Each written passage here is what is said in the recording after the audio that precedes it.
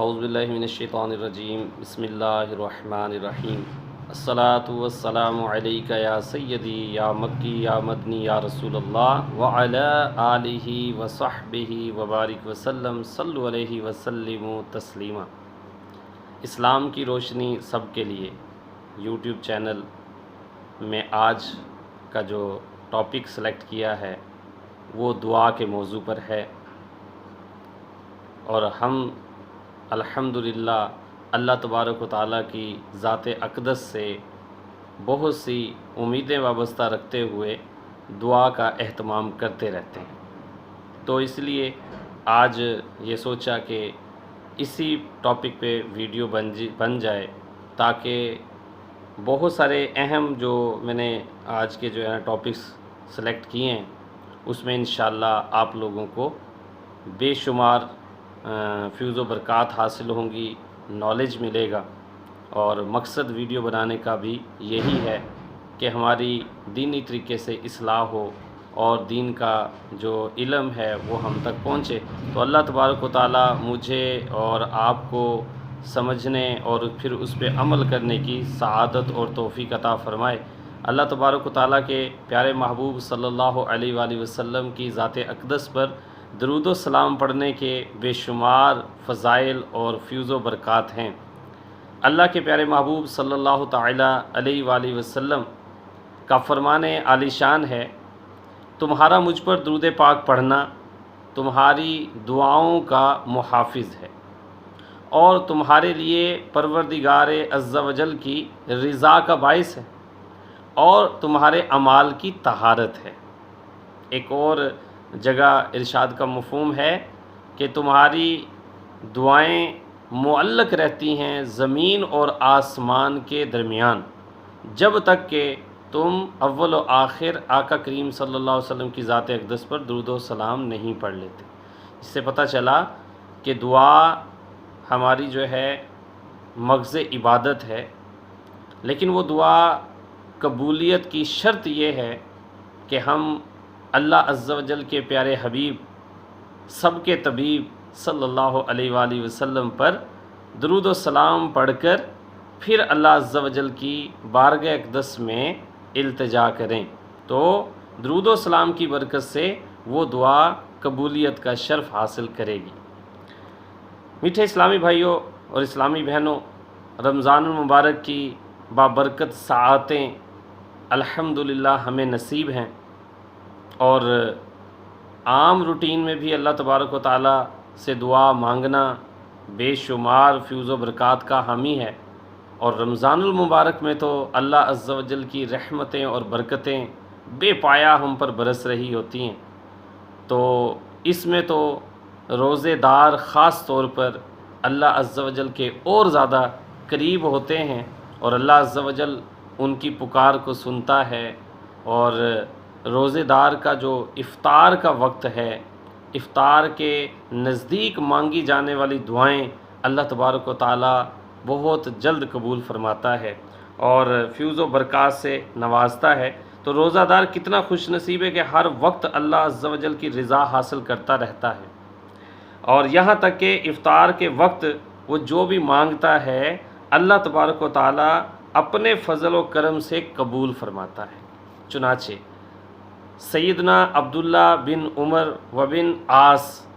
رضی اللہ تعالی عنہما سے روایت ہے کہ امام المتوکلین سید القانعین رحمت للعالمین صلی اللہ علیہ وآلہ وسلم کا فرمان دل نشین ہے۔ ترجمہ: بے شک روزہ دار کے لیے افطار کے وقت ایک ایسی دعا ہوتی ہے جو رد نہیں کی جاتی، یعنی وہ جو دعا کرتا ہے اللہ تبارک و تعالیٰ اس کی دعا کو قبول فرماتا ہے، اور کس وقت؟ افطار کے وقت۔ سیدنا ابو ہریرہ رضی اللہ تعالیٰ عنہ سے مروی ہے کہ تاجدار رسالت صلی اللہ تعالیٰ علیہ وآلہ وسلم کا فرمان پر عظمت ہے، 3 اشخاص کی دعا رد نہیں کی جاتی۔ نمبر 1، روزہ دار کی بوقت افطار، یہی جو ابھی ہم نے سیکھا سنا کہ افطار کے وقت روزہ دار کی دعا اللہ عز و جل قبول فرماتا ہے۔ اور نمبر 2، बादशाह आदिल, जो अदल करने वाला बादशाह है, उसकी दुआएं भी अल्लाह तबारक व तआला रद्द नहीं फरमाता। तीसरा, मज़लूम, जो पिसा हुआ हो, जिस पे जुल्म किया जाता हो और उस जुल्म का बदला लेने की सकत उसमें ना हो, तो वो पुकारता तो फिर अल्लाह को ही है ना, तो अल्लाह तबारक व तआला उसकी दुआ भी रद्द नहीं फरमाते। दुआ अल्लाह अज़्ज़ा वजल, उसकी दुआ, इन तीनों लोगों की दुआ आसमानों पर उठा लेता है और आसमानों के दरवाज़े उनके लिए खुल जाते हैं। अल्लाह अज़्ज़ा वजल फरमाता है, मुझे मेरी इज़्ज़त की कसम, मैं तेरी ज़रूर मदद फरमाऊँगा अगरचा कुछ देर बाद। यानी दुआ करने वाले को आदाब दुआ में ये भी आता है कि जब वो दुआ करे तो फिर उसमें जल्दबाजी ना मचाए। हम जैसे बेसब्रे हो जाते हैं ना कि अब दुआ मांगी है, हाथ हम जैसे ही चेहरे पे डालें तो उसके बाद फ़ौरन हमारे सामने वो चीज़ हाजिर हो। तो मीठे और प्यारे इस्लामी बहन भाइयों, ऐसा करना अल्लाह अज़्ज़ा वजल पे हुक्म का सादिर करना है, ऑर्डर देना है नहीं, बल्कि इज्ज़ो इनकसारी के साथ अपनी दरख्वास्त उस मालिक को पेश करनी है और फिर उसकी कबूलियत पर यकीन कामिल रख कर सब्र करना है। तो इंशाअल्लाह अज़्ज़ा वजल जब उसका सही वक्त होगा तो अल्लाह तबारक व तआला हमें वो चीज़ अता फरमा देंगे। इसी तरह दुआ में जो इफ्तार के वक्त की दुआ है, उसमें हमें एहतियातन ये करनी चाहिए कि अल्हम्दुलिल्लाह इफ्तार के वक्त हम सारे इकट्ठे होकर बैठते हैं, घर वाले वालिदैन के साथ सब मिलकर रोज़ा इफ्तार करते हैं। तो एक इस टाइम की जैसे हदीस पाक में गुज़रा कि दुआ कबूल होती है, तो हमें एहतमाम के साथ इफ्तार से 10 मिनट पहले सब दस्तरखान पे आ जाएं और घर के जो बुज़ुर्ग हैं, वालिदैन में से कोई एक दुआ करवाए और बाकी सारे उस पर आमीन कहें। और फिर इफ्तार का जैसे ही वक्त हो फ़ौरन हमें इफ्तार कर लेना चाहिए कि फ़रमाया इफ्तार में जल्दी करनी चाहिए। यानी फिर हमें जो है ना दुआ को वुसअतों में नहीं लेकर जाना, जैसे ही सायरन बजता है, टाइम होता है, तो फ़ौरन हम पहले इफ्तार कर लें। अब ये इफ्तार करने में फिर जैसे ही इफ्तार कर लिया जाता है, खजूर के साथ कर लें, पानी के साथ कर लें, तो उसके बाद दुआ पढ़ी जाती है। और जो हम दुआ रोज़ा खोलने की मंसूब करते हैं ना, तो उस दुआ को कुछ खा लेने के बाद हमने वो दुआ करनी है। और ये दुआ जो हम करते हैं रोज़ा खोलने की, अल्लाहुम्मा लका सुमतु व अला रिज़्क़िका अफ़्तरतु, कि ए अल्लाह अज़्ज़ा वजल, मैंने तेरे लिए रोज़ा रखा और तेरे ही अता करदा रिज़्क़ से इफ़्तार किया। तो मीठे और प्यारे इस्लामी बहन भाइयों, एक तो बात यहाँ क्लियर हो गई कि हमने कुछ खा लेने के बाद, इफ़्तार करने के बाद ये दुआ पढ़नी है। अक्सरियत जो है पहले ये दुआ पढ़ती है और फिर रोज़ा इफ़्तार करती है, जबकि हमने इसका तर्जुमा सुना कि दिए हुए रिज़्क़ से इफ़्तार किया। तो इफ़्तार करने के बाद ये दुआ मांगनी है। और फिर जो है जैसे ही हम अपना कुछ दस्तरखान से खाने पीने की चीज़ खाते हैं और फिर नमाज के लिए जाते हैं, तो खाना पीना अभी हमारे मुंह में हम चबा रहे होते हैं, तो ऐसे ही जाकर नमाज में खड़े हो जाना, इससे परहेज़ करें। ख़याल रखें, अपने मुंह को अच्छी तरह से कुरली करके पानी के ज़र्रात से अच्छी तरह, पानी से अच्छी तरह तमाम ज़र्रात जो दांतों में भी रह गए हों उन्हें निकाल लें। कि हदीस पाक का मफ़हूम है कि फ़रमाया कि जब बंदा नमाज के लिए खड़ा होता है तो फ़रिश्ते उसके मुंह के साथ अपना मुंह लगा देते हैं। अब वो जो भी कलाम पाक पढ़ता है वो फ़रिश्तों के मुंह में जाता है। ये मेरा ख़्याल नहीं है कि किसी को ये बात पहले पता होगी, ये मैं आपको बाकायदा सनद के साथ बता रहा हूँ। तो वो फ़रिश्तों के मुंह में जाते हैं। तो फरमाया कि फ़रिश्तों को सबसे जो तकलीफ़ दे बात लगती है वो यही होती है कि जब कोई बंदा खाता पीता ही आकर नमाज शुरू कर दे, तो जो कलाम पाक उनके मुंह में जा रहा होता है उससे फिर वो ज़र्रात खाने के उसकी स्मेल बन के भी उनके मुंह में जाती है, जिससे फ़रिश्तों को तकलीफ़ होती है। متعدد احادیث میں ارشاد ہوا ہے کہ جب بندہ نماز کو کھڑا ہوتا ہے فرشتہ اس کے منہ پر اپنا منہ رکھتا ہے، یہ جو پڑھتا ہے اس کے منہ سے نکل کر فرشتے کے منہ میں جاتا ہے، اور اس وقت اگر کھانے کی کوئی شے اس کے دانتوں میں ہوتی ہے تو ملائکہ کو اس سے ایسی سخت ایذا ہوتی ہے کہ اور شے سے نہیں ہوتی۔ نبی مکرم صلی اللہ تعالیٰ علیہ وآلہ وسلم نے فرمایا، جب تم میں سے کوئی رات کو نماز کے لیے کھڑا ہو تو چاہیے کہ مسواک کر کے نماز کے لیے کھڑا ہو۔ جب وہ اپنی نمازوں میں قرات کرتا ہے تو فرشتہ اپنے منہ کو اس کے منہ پہ رکھ دیتا ہے، اور جو چیز اس کے منہ سے نکلتی ہے وہ فرشتے کے منہ میں داخل ہو جاتی ہے۔ اسی طرح طبرانی نے کبیر میں حضرت سیدنا ابو ایوب انصاری رضی اللہ تعالیٰ عنہ سے روایت کی ہے کہ دونوں فرشتوں پر اس سے زیادہ کوئی چیز گرا نہیں کہ وہ اپنے ساتھی کو نماز پڑھتا دیکھیں اور اس کے دانتوں میں کھانے کے ریزے پھنسے ہوں۔ تو ہم نے اس سے احتیاط کرنی ہے، اور جب بھی نماز کے لیے جائیں تو اپنے منہ کو کھانے پینے کی چیزوں سے بالکل ستھرا کر کے کھڑے ہوں کہ فرشتوں کو بھی ایذا پہنچانے کے مترادف نہ ہو۔ اور ہمیں جو ہے نا زیادہ دیر تک کھاتے پیتے بھی نہیں رہنا افطار میں، کیونکہ نماز جماعت کے ساتھ تکبیر اولیٰ کے ساتھ پڑھنا افضل ہے، اور ہم کھانے پینے میں مصروف رہیں اور ادھر تکبیر اولیٰ فوت ہو جائے تو یہ مناسب نہیں ہے۔ اس کے بعد وقت ملتا ہے ہم کھا پی سکتے ہیں، تو کچھ کھانے کے بعد فوراً نماز کی طرف جائیں، با جماعت تکبیر اولیٰ کے ساتھ نماز پڑھیں، اور اسی طرح نماز ادا کرنے کے بعد پھر آپ کھا پی سکتے ہیں۔ چنانچہ ابو داؤد رضی اللہ تعالیٰ عنہ کی روایت میں آتا ہے کہ سرکار مدینہ صلی اللہ تعالیٰ علیہ وآلہ وسلم بوقت افطار یہ دعا پڑھتے، یعنی جو میں نے ابھی آپ کے سامنے پیش کی، جو ہم دعا افطار میں کچھ کھانے کے بعد پڑھیں گے، اللہم لک صمت وعلی رزقک افطرت، یہ دعا ہم نے اس کے بعد پڑھنی ہے، اور دعا رد نہیں کی جاتی، افطار کے وقت دعا رد نہیں کی جاتی، اور افطار میں جو دعا کرتے ہیں وہ اللہ تبارک و تعالیٰ قبول فرماتا ہے۔ لیکن پچھلے حدیث پاک کا مفہوم گزرا کہ ہم نے جلدی نہیں مچانی، یہ اللہ کی حکمتوں میں سے ہے، جب بھی وہ چاہے فوراً عطا کر دے یا کچھ ٹائم کے بعد۔ اللہ کے محبوب صلی اللہ تعالیٰ علیہ وآلہ وسلم نے ارشاد فرمایا، دعا بندے کی 3 باتوں سے خالی نہیں ہوتی۔ نمبر 1، یا تو اس کا گناہ بخشا جاتا ہے، یعنی دعا کے صدقے سے اس کا گناہ بخشا جاتا ہے، یا اسے فائدہ حاصل ہوتا ہے، کوئی نہ کوئی فائدہ اسے دے دیا جاتا ہے، یا اس کے لیے آخرت میں بھلائی جمع کر دی جاتی ہے۔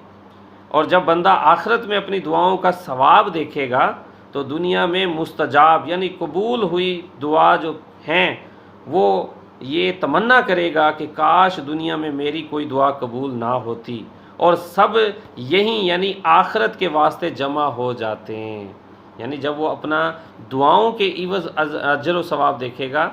تو وہ یہ تمنا کرے گا کہ کاش وہاں تو جیسے کیسے وقت گزر جاتا، لیکن یہاں جو درجات ملنے ہیں تو انہی کو میں اپنا ذخیرہ یہاں کے لیے بنا لیتا۔ دیکھا آپ نے، تو دعائیں رائے گاہ نہیں جاتی، یا آپ کا گناہ بخشا جاتا ہے، یا پھر آپ کو فائدہ حاصل ہو جاتا ہے، یا آپ کی آخرت میں جو ہے نا اللہ تبارک و تعالیٰ فائدہ دے دیتا ہے۔ تو اس کے مزید فائدوں میں پہلا فائدہ یہ بھی ہے کہ اللہ عز و جل کے حکم کی پیروی ہوتی ہے، کہ اس کا حکم ہے مجھ سے دعا مانگا کرو، جیسا کہ قرآن پاک میں اللہ تبارک و تعالیٰ ارشاد فرماتا ہے، ادعونی استجب لکم، ترجمہ کنز الایمان، مجھ سے دعا کرو میں قبول کرتا ہوں۔ اور نمبر 2 کہ دعا مانگنا سنت ہے، کہ ہمارے پیارے آقا صلی اللہ علیہ وآلہ وسلم اکثر اوقات دعا مانگتے، لہٰذا دعا مانگنے میں اتباع سنت کا بھی شرف حاصل ہوتا ہے۔ نمبر 3، دعا مانگنے میں اطاعت رسول صلی اللہ علیہ وآلہ وسلم بھی ہے، کہ آپ صلی اللہ علیہ وسلم دعا کی اپنے غلاموں کو تاکید فرماتے تھے۔ اور نمبر 4، دعا مانگنے والا عابدوں کے زمرے یعنی گروہ میں داخل ہوتا ہے، کہ دعا بذات خود ایک عبادت بلکہ عبادت کا بھی مغز ہے، جیسا کہ ہمارے پیارے آقا صلی اللہ علیہ وآلہ وسلم نے ارشاد فرمایا، ترجمہ،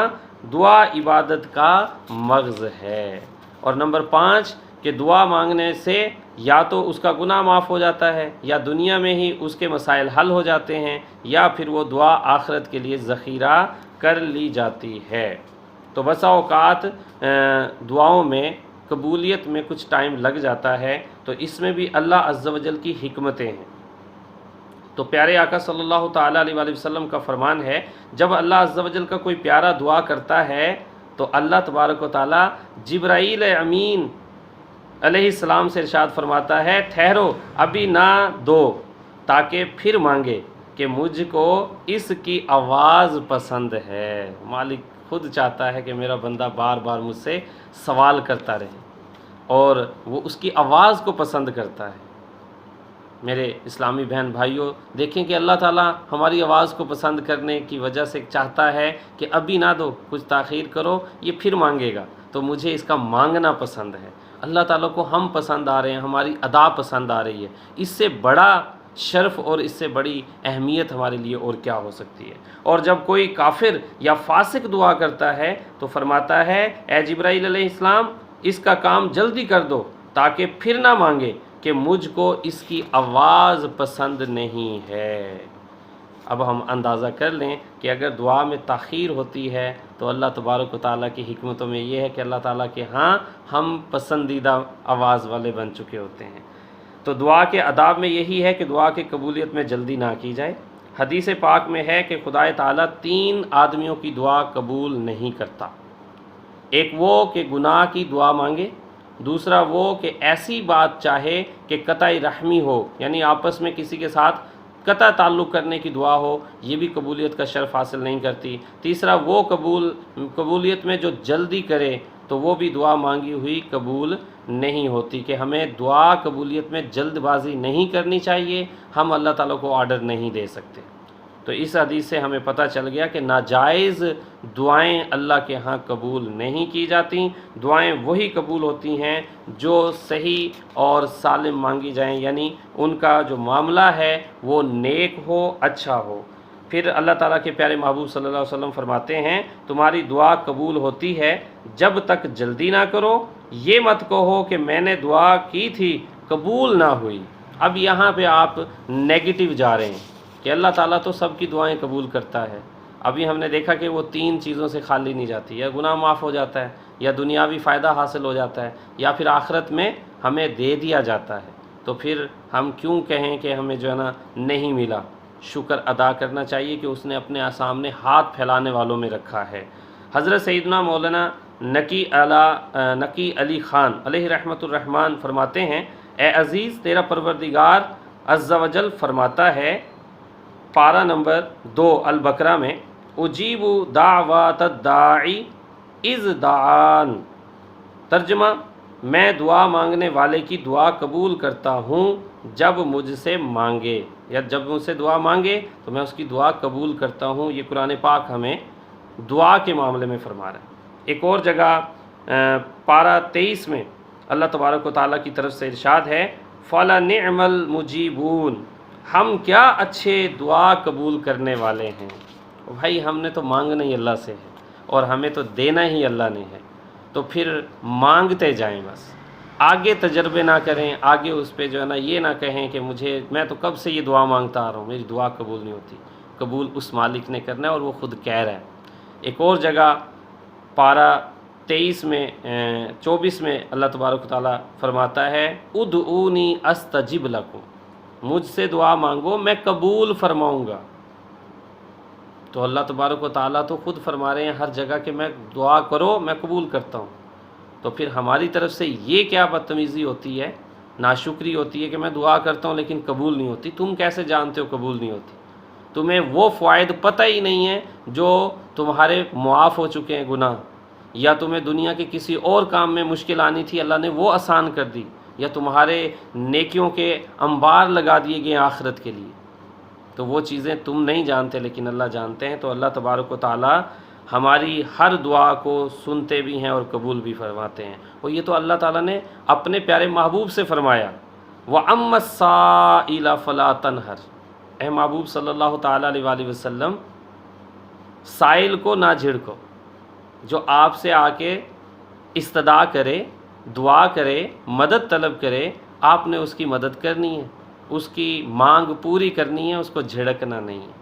تو اسی طرح ہمیں بھی سوچنا چاہیے کہ دعا جو ہے وہ ہر حال میں اللہ تبارک و تعالیٰ سے کی جاتی ہے، اور اللہ تبارک و تعالیٰ کسی کا محتاج نہیں، کسی سے لے کر نہیں دینا،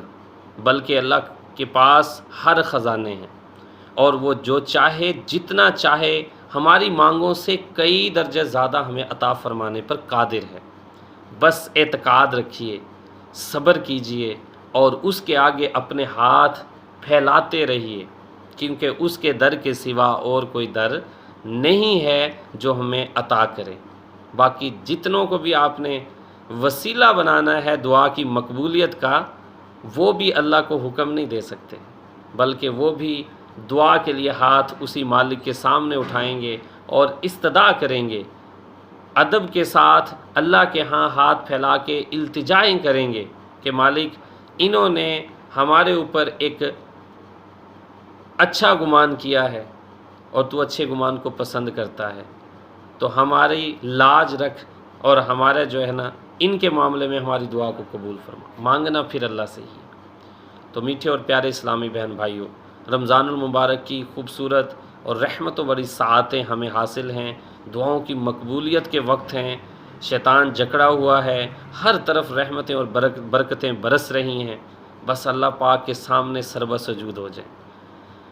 دن کی 5 نمازیں ہیں، ان میں دعائیں مانگیں، ان کے آگے پیچھے دعائیں مانگیں، چلتے پھرتے اللہ تعالیٰ سے مانگیں، کیونکہ وہ دینے والا ہے، اس کے پاس خزانے بھرے ہیں۔ بس وہ تو چاہتا ہے میرا بندہ مجھ سے مانگے اور میں اس کی دعا کو قبول کروں اور اسے عطا کروں۔ اب ہمارے مانگنے کی دیر ہے، اس میں دینے میں دیر نہیں ہے۔ ہر قسم کے فیض و برکات دعا سے حاصل ہوتے ہیں۔ ہر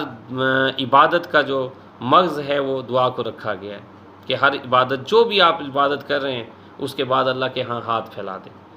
رات کو تہجد کے ٹائم اٹھیں، تہجد ادا کریں اور اللہ کے ہاں سربہ سجود ہو کے التجائیں کر دیں، پھر دیکھیں آپ کی مدد کیسے ہوتی ہے، پھر آپ کی جھولیاں کیسے بھرتا ہے۔ اللہ تبارک و تعالیٰ پر یقین کامل رکھ کر، اچھا گمان رکھ کر اگر دعا کی جائے گی تو انشاءاللہ وہ دعا رد نہیں ہوگی۔ اللہ تبارک و تعالیٰ سے دعا ہے اللہ پاک ہم سب کو اپنے سامنے سربہ سجود ہو کر دعائیں کرنے والا بنائے اور ہماری ساری دعائیں التجائیں اپنی بارگاہ میں مقبول فرمائے، ہماری حتمی مغفرت فرمائے، ہمیں